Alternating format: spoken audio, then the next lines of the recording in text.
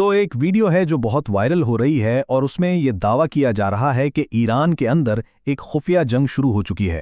چلیے دیکھتے ہیں کہ اس کہانی میں آخر ہے کیا۔ تو کہانی شروع ہوتی ہے ایک سیدھی سادھی لیکن کافی چونکا دینے والی ہدایت سے۔ اپنے شیلٹرز تیار کر لیں۔ کہا جا رہا ہے کہ یہ بات ایران کے IRGC کے کمانڈر نے کہی ہے، اور بس یہیں سے ان دعووں کا سلسلہ شروع ہوتا ہے جنہوں نے سب کو ہلا کر رکھ دیا ہے۔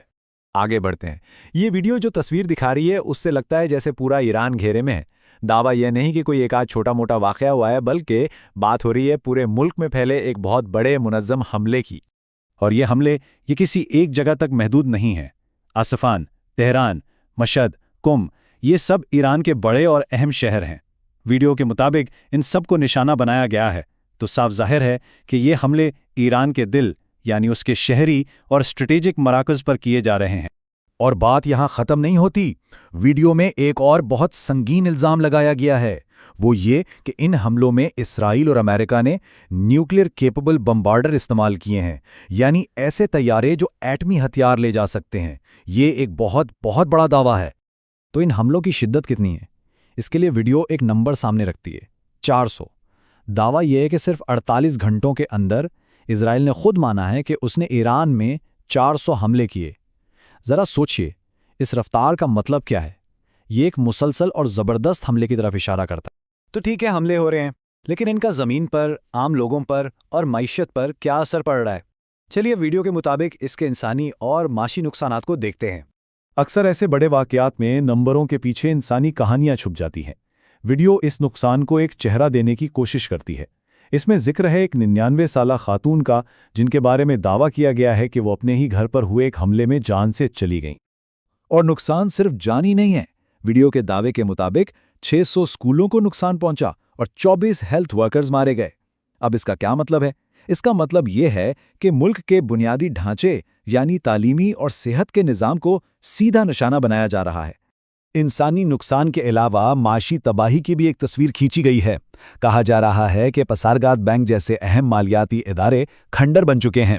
صرف اتنا ہی نہیں، ملک کی اسٹیل انڈسٹری وہ بھی تقریباً بند ہو چکی ہے۔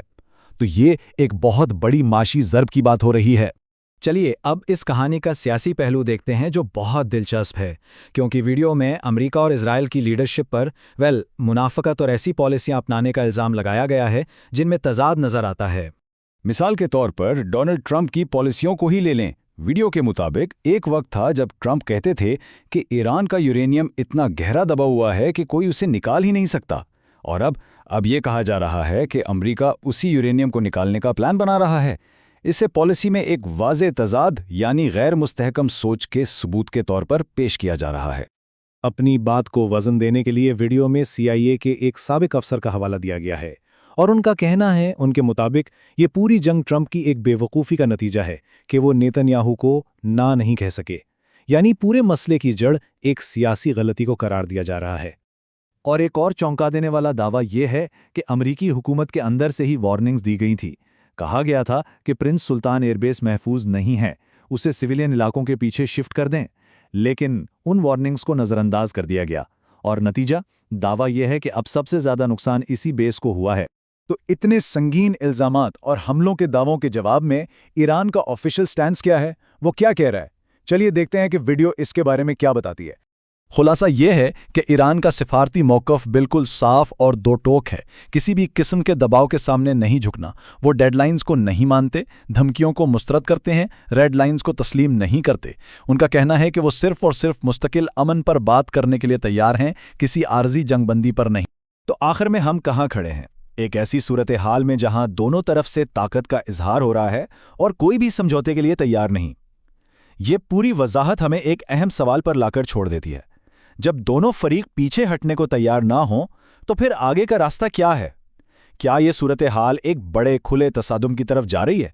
یہ ایک ایسا سوال ہے جس کا جواب فی الحال کسی کے پاس نہیں۔